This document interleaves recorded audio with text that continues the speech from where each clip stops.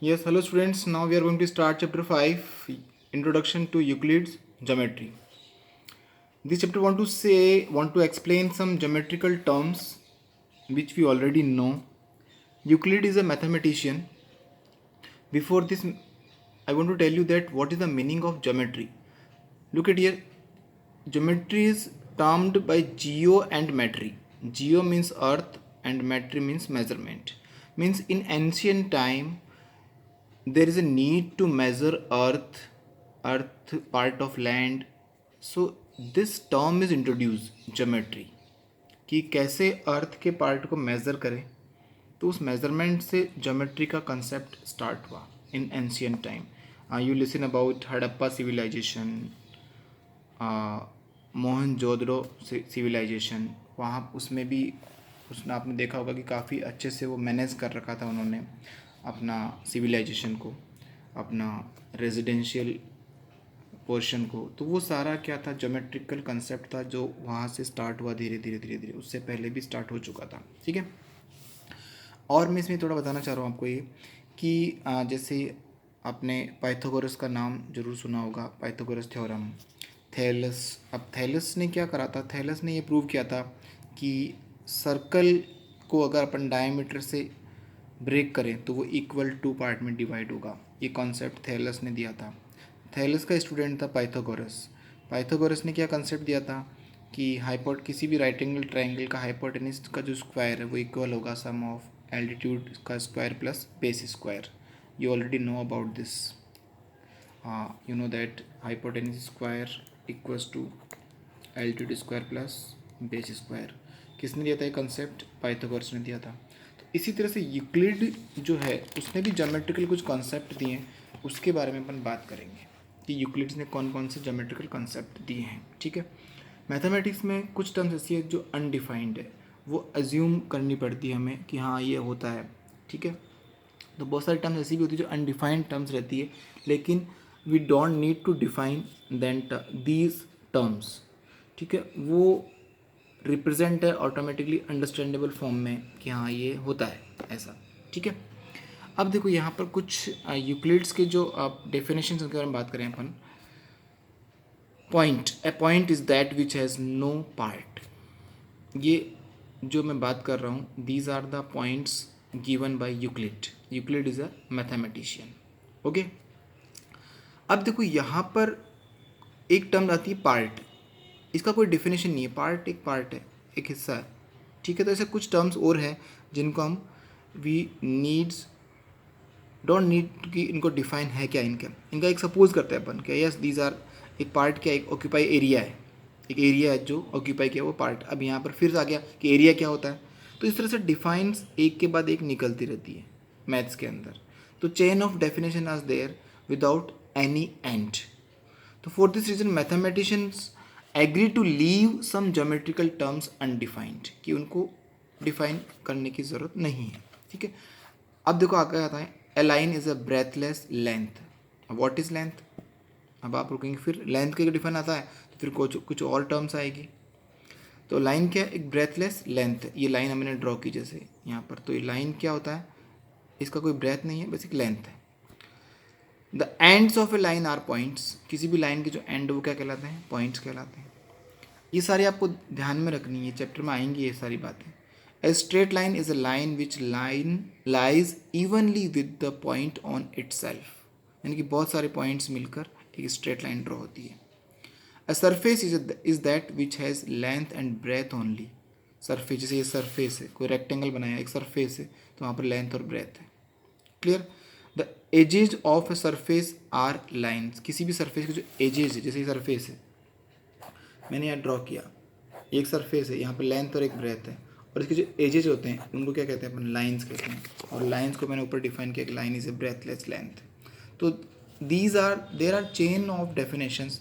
In each definition we can find many terms we need to define or we leave them undefined. Then a plane surface is a surface which lies evenly with a straight line on itself. कि plane surface straight line से मिलकर एक plane surface बन रहा है.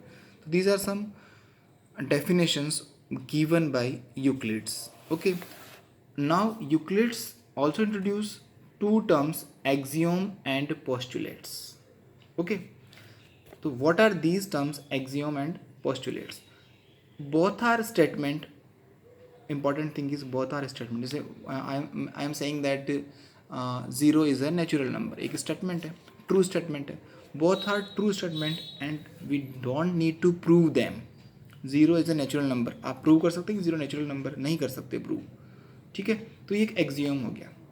But difference यहाँ पर क्या है, एक्सियोम हम किसी भी साइंस में यूज़ कर सकते हैं, मीन्स किसी भी टर्म में, कहीं पर भी किसी भी सब्जेक्ट में एक्सियोम का जो स्टेटमेंट हम यूज़ कर सकते हैं. But postulates are made for mathematical geometrical terms. ये एक डिफरेंस है एक्सियोम और पोस्टुलेट्स के अंदर. तो यहाँ देखो कुछ एक्सियोम्स गिवन है. एक्सियोम्स को मैंने बताया आपको, किसी भी सब्जेक्ट में कहीं पर भी एक्सियोम एक स्टेटमेंट है, दोनों एक स्टेटमेंट है और उन स्टेटमेंट को अपन यूज़ करते हैं. Axiom can be use anywhere but postulates are use in mathematical terms. Okay, तो कुछ एक्सियोम्स यहाँ दे रखे जो यूक्लिड्स ने दिए. फर्स्ट देखो, things which are equal to the same thing are equal to one another. Obviously एक 2 सेंटीमीटर की लाइन ए बी है मान लो, जैसे ये 2 सेंटीमीटर का है और ये भी 2 सेंटीमीटर का, तो यहाँ पर क्या कहा, ये दोनों एक दूसरे के इक्वल है अगर उनका मेजर इक्वल है तो. Clear? If equals are added to equals the whole are equal. जैसे मान लो मैंने लिखा 7 इक्वल टू 7, तो equals are added to equal, whole are equal, equal हो गया इस तरह से. If equals are subtract from equals the remainders are equal. Obviously things which coincide with one another are equal to one another. दो चीज़ें अगर equal है एक दूसरे की तो वो, जैसे सपोज एक एग्जांपल लेते हैं अपन. जैसे मैंने कहा ए बॉक्स ए इक्वल है बॉक्स बी के, और ए मान लो इसके भी इक्वल है तो ये इसके भी इक्वल होगा. ठीक है. The whole is greater than the part. Whole is the greater than the, ये मान लो ये पूरा होल है, कंप्लीट. होल मीन्स यहाँ पर कंप्लीट है. अब ये इसका पार्ट है मान लो, तो the whole is greater than the part. इस पार्ट से होल हमेशा बड़ा होगा. Obviously things which are double of the same things are equal to one another. अगर कोई थिंग्स डबल है उसी का, things which are double of the same things are equal to one another. 2 things है, ये 2 थिंग्स है, इसका double, ये 2 थिंग्स है, इसका डबल मैंने लिया. ठीक है, तो ये जो ये डबल है, इन दोनों का टोटल ये होगा. Clear? Things which are half of the same thing are equal to one another. तो these are some axioms of Euclid. तो यूक्लिड ज्योमेट्री मीन्स ज्योमेट्री के अंदर ने यूक्लिड ने अपना क्या कंट्रीब्यूशन दिया वो हम बात कर रहे हैं यहाँ पर, कि उसने क्या क्या डिफाइन दी है, उसने क्या क्या समझाने की कोशिश की. अब देखो यहाँ पर बात करते हैं अपन पोस्टुलेट्स की. And I told you that postulates are terms statements use in mathematics. Postulate 1 क्या कहता है देखो, a straight line may be drawn from any one point to any other point. Understand? 2 points given है और 2 points को अगर अपन join करें तो एक स्ट्रेट लाइन हम ड्रॉ कर सकते हैं. ओके, ये पोस्टुलेट है, यानी कि मैथमेटिक्स में हम यूज़ कर रहे हैं इसको. ओके, देन नेक्स्ट देखो क्या कह रहा है. एक एक्सियोम दिया इसने 5.1. Given two distinct point, there is a unique line that passes through them. अगर 2 पॉइंट्स गिवन है, ये P और ये Q, 2 पॉइंट्स गिवन है, तो यहाँ से एक जो लाइन ड्रॉ होगी वो यूनिक होगी. यूनिक इन द सेंस अगर 2 पॉइंट गिवन है तो उन 2 पॉइंट्स को यूज़ करके आप केवल एक ही लाइन ड्रॉ कर सकते हैं, मोर देन 1 लाइन ड्रॉ नहीं कर सकते. हाँ, अगर एक ही पॉइंट है तो 1 पॉइंट से आप जितनी चाहे उतनी लाइन ड्रॉ कर सकते हैं, infinite. But if there is a 2 point, we can draw a unique line, means only 1 line. Then postulate 2 क्या कहता है, a terminated line can be produced infinite. Terminate मतलब जैसे A और B, यहाँ A ये जो लाइन है ये यहाँ पर टर्मिनेट हो गई और ये यहाँ पर टर्मिनेट हो गया, इसको हम प्रोड्यूस कर सकते हैं कहाँ तक, इन्फिनिटिवली. इसका मतलब ये है. थर्ड पोस्टुलेट क्या कहता है, a circle can be draw with any centre and any radius. किसी भी रेडियस का किसी भी सेंटर से हम सर्कल को ड्रॉ कर सकते हैं. All right angles are equal to one another, obviously सभी राइट एंगल मतलब 90 डिग्री होंगे सारे, राइट एंगल मतलब 90 डिग्री। पोस्टुलेट 5 क्या कहता है देखो, if a straight line falling on two straight lines make the interior angle on the same side of it taken together less than two right angles, then the two straight lines, if produced indefinitely, meet on that side on which the sum of angle is less than two right angle। देखो ये कहना चाह रहा है कि अगर two lines हैं और इसको हम एक स्ट्रेट लाइन से कैंसिल करते हैं, काटते हैं, इंटरसेक्टिंग लाइन आप कह सकते हैं, ठीक है। तो अब यहाँ पर टू साइड्स, सपोज इस साइड की बात करें अपन, यहाँ पर अगर दोनों साइड में से किसी एक साइड में दोनों एंगल का टोटल 180 से कम है, टू राइट एंगल मतलब 180 से कम है, तो ये जो लाइन्स है, ये लाइन को अगर अपन प्रोड्यूस करेंगे तो वो कहीं ना कहीं जाकर मिल जाएगी, ये कहना चाह रहा है। इसका मतलब ये है, वापस सुनो, टू लाइन्स हैं, इनको एक इंटरसेक्टिंग लाइन से मैंने कैंसिल किया, अब यहाँ पर टू साइड्स हो गई, ये और ये साइड। अब जिस साइड में जो एंगल्स बन रहे हैं, यहाँ एंगल 1 एंगल 2, इन दोनों का टोटल अगर 180 से कम है तो ये जो लाइन्स है ये कहीं ना कहीं जाकर ज़रूर मिलेगी अगर आप इनको अपन प्रोड्यूस करते हैं तो। लेकिन यहाँ देखो ये कभी नहीं मिलेगी क्योंकि इसका डायरेक्शन अलग है और इसका डायरेक्शन अलग है, ठीक है। ये 5 पोस्टुलेट है जो मैथमेटिक्स में हम यूज़ कर रहे हैं, यूक्लिड्स के गिवन है, क्लियर। और पोस्टुलेट से थ्योरम बनती है और थ्योरम्स को हमको प्रूव करना होता है।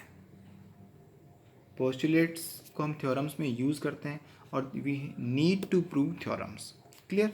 तो देखो स्टार्ट करते हैं अपन अब चैप्टर 5.1 क्या कह रहा है देखो, which of the following statement are true and which are false, give reason for your answer. Only one line can pass through a single point, false है क्योंकि हम सिंगल पॉइंट से मैनी लाइंस ड्रॉ कर सकते हैं। अभी बताया मैंने जस्ट आपको कि हम एक पॉइंट से बहुत सारी लाइन ड्रॉ कर सकते हैं। Then there are an infinite number of lines which pass through two distinct point, ये भी फॉल्स है। We can draw only, reason क्या हो जाएगा इसका, we can draw only one line through two distinct points. यहाँ बताया मैंने भी आपको कि दो डिस्टिंक्ट पॉइंट है तो हम इनको ज्वाइन करके केवल एक ही लाइन ड्रॉ कर सकते हैं, नॉट मोर देन वन। तो फर्स्ट सेकंड ये फॉल्स हो गए। सेकंड थर्ड देखते हैं अपन, a terminated line can pass produce indefinitely on both sides, yes, ये भी मैंने जस्ट बताया आपको कि हम अगर कोई लाइन टर्मिनेट हो रही है तो इसको अपन प्रोड्यूस कर सकते हैं, क्लियर। इट बाय आप लिख सकते हैं बाय पोस्टुलेट 2, इसमें रीज़न लिख सकते हैं कि अकॉर्डिंग टू पोस्टुलेट 2, ये आप लाइन लिख दो, ये रीज़न हो गया। If two circles are equal then their radii are equal, ये भी ट्रू है। ये कौन सा पोस्टुलेट था, by postulate 3। In figure 5.9 A B equal to P Q equal to X Y और A B equal to X Y. देखो यहाँ पर ए बी पी क्यू के इक्वल है, पी क्यू एक्स वाई के इक्वल है। तो क्या बोला कि ए बी और एक्स वाई इक्वल है क्या, हाँ है, ये भी इक्वल है, बता सकते अपन इसको भी इक्वल, ठीक है। एक्सियम 1 के अंदर अपन ने देखा था, ये देखो ये रहा axiom 1, things which are equal to the same thing are equal to one another, ठीक है। तो ये रीज़न देंगे आप कि अकॉर्डिंग टू एक्सियम 1 ये पोस्टुलेट्स कौन सा है, 3 सेकंड जो भी वो आपको देना है। तो ये आपका 5.1 का क्वेश्चन नंबर 1 हो गया, ठीक है। देन अपन लेते हैं क्वेश्चन नंबर 2, क्या कह रहा है देखो, give a definition for each of the following terms, are there other terms that need to be defined first, what are they and how might you define them. आपको इन सब का डिफाइन लिखना है। First thing, what are parallel lines, what is perpendicular line, what is line segment, what is radius of a circle, what is square, ठीक है। अब जब आप इनको डिफाइन कर रहे होते हैं तो आपको और कौन कौन सी डिफाइंस की ज़रूरत पड़ी ये आपको बताना है यहाँ पर, ठीक है। तो पहले अपन बात करें कि पैरेलल लाइंस क्या होती है। आपको पता है, मैं एग्जांपल देता हूँ पैरेलल लाइंस का। अगर मैं ड्रॉ करके आपको ड्रॉ करके बता सकते हैं आप, और बतानी भी है आपको। जैसे मान लो एक लाइन ड्रॉ की है मैंने और यहाँ से ये लाइन ड्रॉ करी, ठीक है। तो ये सपोज लाइन एल और ये एम है।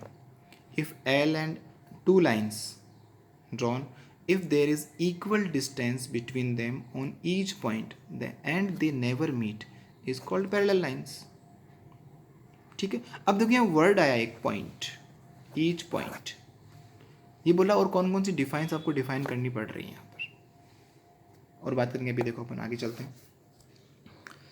परपेंडिकुलर लाइंस क्या होती है? परपेंडिकुलर लाइंस, अगर टू लाइंस इंटरसेक्ट कर रही है राइट एंगल के ऊपर तो वो क्या कहलाएंगी? परपेंडिकुलर लाइंस कहलाएगी। ठीक है। If we draw two lines in a plane and they meet at right angle then these two lines are known as perpendicular to each other। तो यहाँ पर एक और टर्म आ गई प्लेन। क्लियर?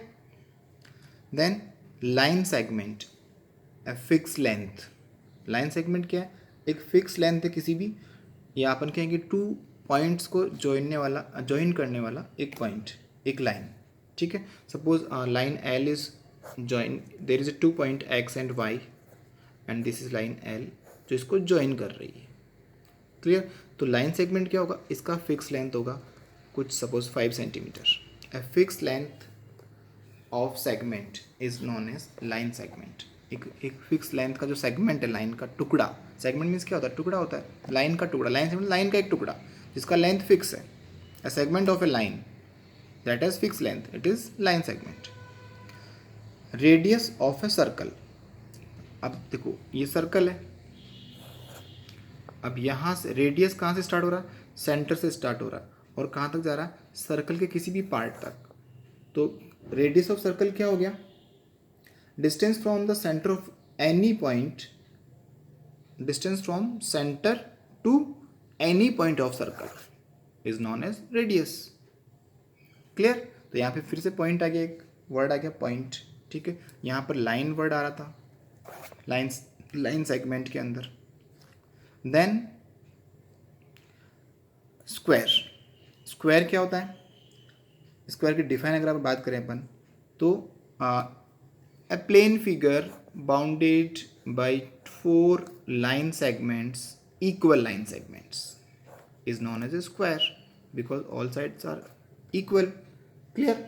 तो यहाँ पर एंड आप ये भी डिफाइन कर सकते हैं कि where each angle of square is of 90 degree, ये भी आप इसमें डिफाइन कर सकते हैं।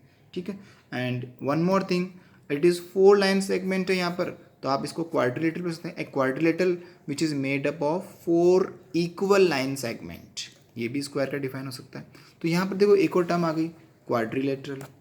क्लियर? तो ये बोला कि कौन कौन सी टर्म्स और आपको रिक्वायर्ड है यहाँ पर। तो हमको कौन कौन सी रिक्वायर्ड हुई? Point, plane, line, quadrilateral.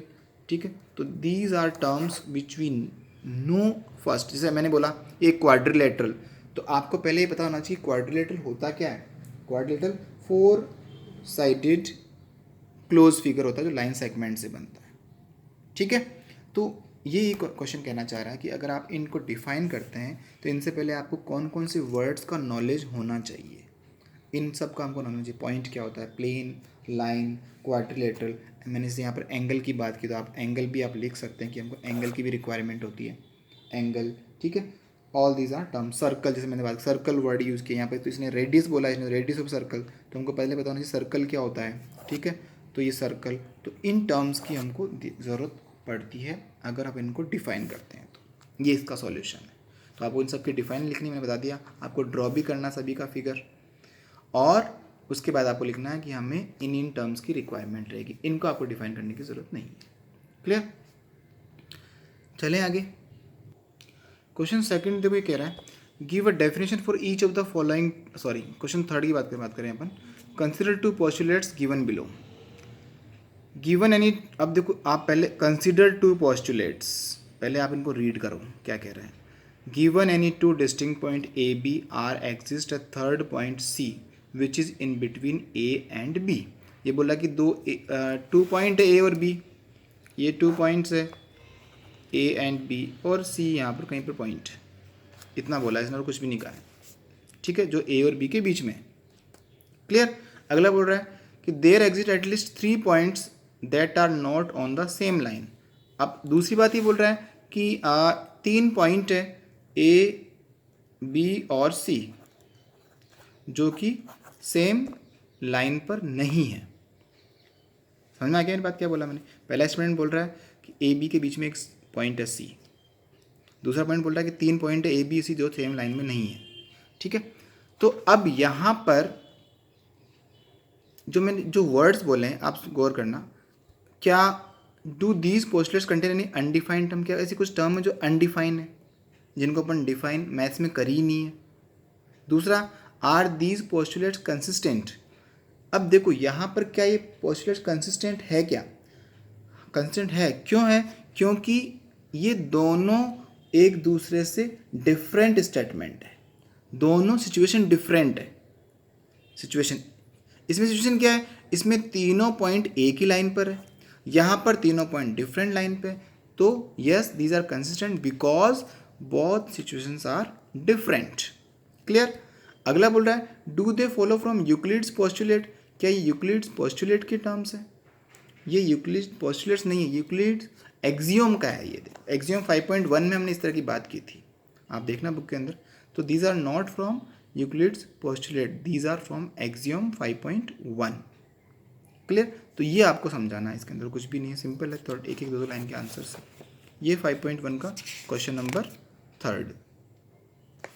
Question number 4 क्या कह रहा है, if a point C lies between 2 points A and B such that AC equal to BC, then prove that AC equal to half AB. Explain by drawing the figure. जो question ये कहना चाह रहा है कि अगर A और B, यहाँ पर A और B जो है एक लाइन सेगमेंट अपन ड्रॉ करते हैं और C यहाँ पर एक पॉइंट है, ठीक है, और सच दैट किस तरह से पॉइंट है, ये बोल रहा है AC और BC क्या इक्वल है, ये गिवन है, ओके, इट इज गिवन। तो अपने को प्रूव क्या करना है, हमको प्रूव ये करना है AC equals to half AB, ये प्रूव करना है, ओके। ये तो अभी जो क्वेश्चन का वही लिखा है मैंने, कुछ भी नहीं लिखा है। क्वेश्चन ने कहा कि 2 पॉइंट है A और B, C इसमें मिड पॉइंट है और AC और BC इक्वल है, ये गिवन है। तो हमको प्रूव करना है कि AC जो है AB का हाफ है, ओके। तो हम यहाँ पर ये लिख सकते हैं कि AC plus BC equals to AB, लिख सकते हैं आप, क्योंकि C मिड पॉइंट है। AC प्लस BC इन दोनों का टोटल क्या है, पूरा AB है, यही लिखा है मैंने, ठीक है। आप देखो ध्यान से, AC किसके इक्वल है, BC के इक्वल है, तो AC लिखा मैंने, BC और AC इक्वल है, तो BC की जगह मैं AC भी लिख सकता हूँ क्योंकि दोनों इक्वल ही है। मान लो ये 2 सेंटीमीटर भी 2 सेंटीमीटर होगा, तो इसको भी 2 इसको भी 2 लिख दिया मैंने, ठीक है। BC और AC इक्वल है तो BC की जगह AC लिख सकते हैं अपन, ठीक है, इक्वल्स टू AB। चलो आगे चलते हैं, AC और AC 1 AC तो कितना हो गया ये 2 AC इक्वल्स टू AB। अब हम ट्रांसपोजिंग कर देते हैं, AC इक्वल्स टू ये 2 इधर आ जाएगा, इधर मल्टीप्लाई है, इधर आगे हाफ हो जाएगा, तो AB का हाफ हो गया, AB अपॉन 2, तो AB अपॉन 2 को अपन यूँ भी लिख सकते हैं 1/2 AB, ये प्रूव हो गया, हैंस प्रूव्ड, हो गया प्रूव। ये यही पूछा था हमने, क्या पूछा है, ठीक है। ये क्वेश्चन नंबर आपका कौन सा है, 4। क्लियर। क्वेश्चन 5 ये बोल रहा है कि in question 4 point C is called a mid point of line segment AB, जैसा भी अपन ने किया। इसके अंदर ये बोला है क्वेश्चन 4 के अंदर जो C है वो AB का मिड पॉइंट है, हमने ये प्रूव कर दिया था। ये अब आपको ये प्रूव करना है कि prove that every line segment has only 1 mid point. आपको ये प्रूव करना है कि किसी भी लाइन सेगमेंट का जो मिड पॉइंट होता है वो एक ही होता है, आप 2 नहीं कर सकते, ठीक है। जैसे ये बोल रहा है कि ये हमने AB ड्रॉ किया, ओके, और यहाँ पर हमने पॉइंट कर दिया C मिड पॉइंट है, क्लियर। तो हमको ये पता है कि AC equal to CB, AC equal to CB क्यों है, क्योंकि C क्या है, मिड पॉइंट, ये हमको पता है, क्लियर। अब ये अपन मान लेते हैं कि एक और मिड पॉइंट कर लिया सपोज D, जबकि ऐसा होगा नहीं, मिड पॉइंट तो एक ही होता है। हमने मान लिया कि एक D is another mid point, let D is another mid point, okay. D एक और मिड पॉइंट, ये अपन लेट कर रहे हैं, ठीक है। तो अगर डी अगर एक और मिड पॉइंट होगा तो ए डी और डी बी क्या होंगे, इक्वल होंगे according to this statement. Equal नहीं है लेकिन इसके अकॉर्डिंग हमने कहा कि ए डी और डी बी क्या है, इक्वल है। ठीक है, तो ये हमने कर लिया सपोज इक्वेशन नंबर 1 कर लिया। समझ में आ गया ए डी और डी बी को इक्वल क्यों किया है मैंने, क्योंकि डी को अपन यहाँ पर क्या मान रहे हैं, मिड पॉइंट मान रहे हैं। ठीक है, और सी ऑलरेडी मिड पॉइंट है। ये इक्वेशन अपन ने पहले बना ली, तो इसको अपन इक्वेशन नंबर मान लो 1 दे देते हैं और इसको इक्वेशन नंबर 2 दे देते हैं। क्लियर।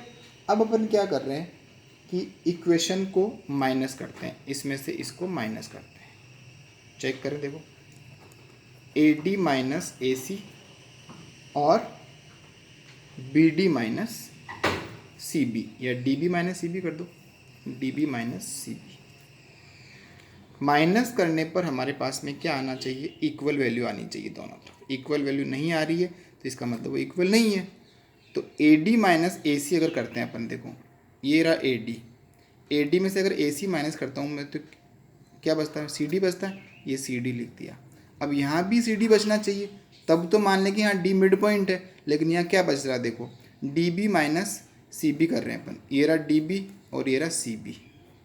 तो डी बी में से अगर मैं सी बी माइनस करूँगा तो सी डी बचेगा, लेकिन माइनस का बचेगा। क्यों, क्योंकि तो डी बी छोटा है और ये क्या है, ये बड़ा है।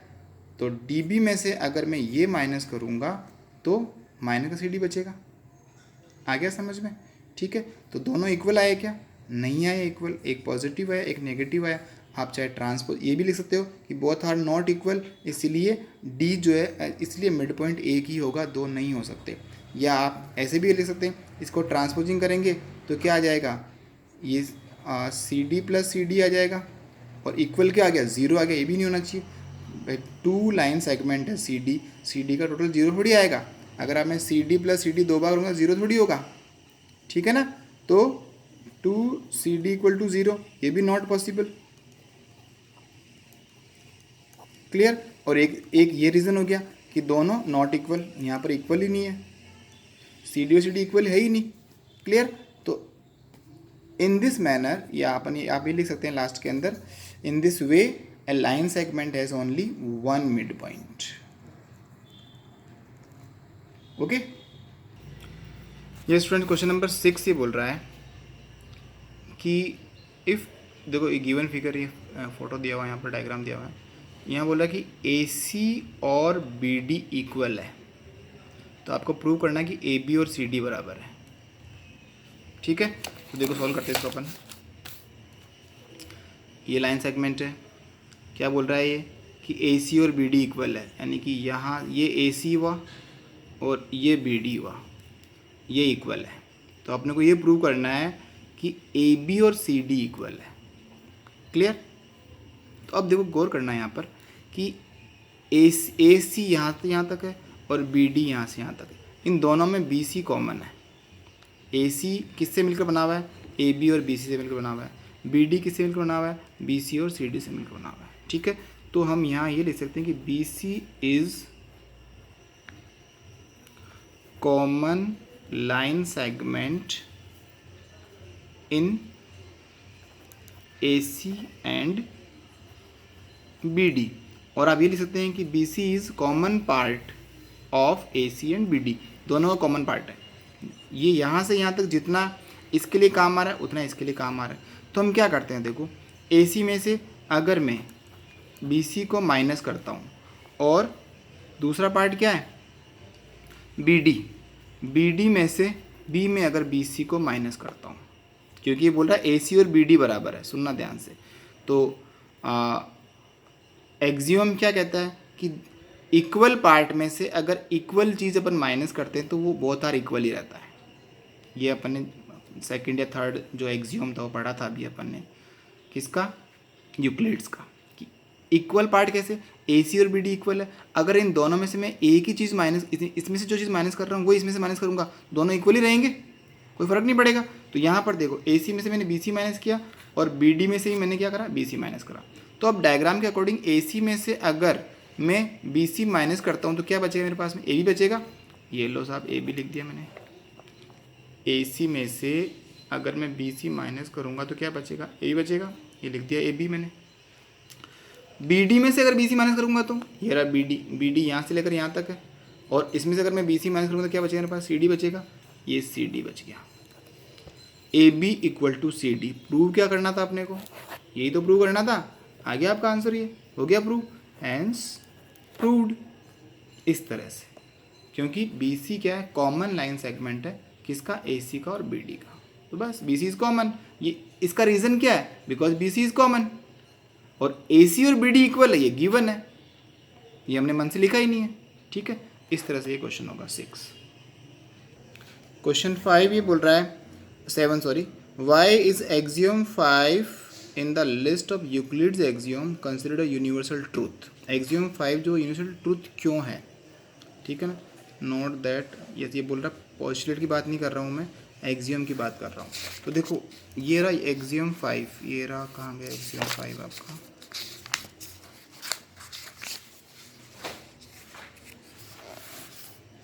The whole is greater than the part. ठीक है, तो बिकॉज क्या लिखेंगे आप इसका reason, because it is true for anything in any part of the world. ये जो चीज़ है हर चीज़ पर अप्लाई होती है पूरी वर्ल्ड में। It is true for anything in any part of the world, that's why it is a universal truth. तो this is 5.1। आगे समझे 5.1 आपको अच्छी तरह से।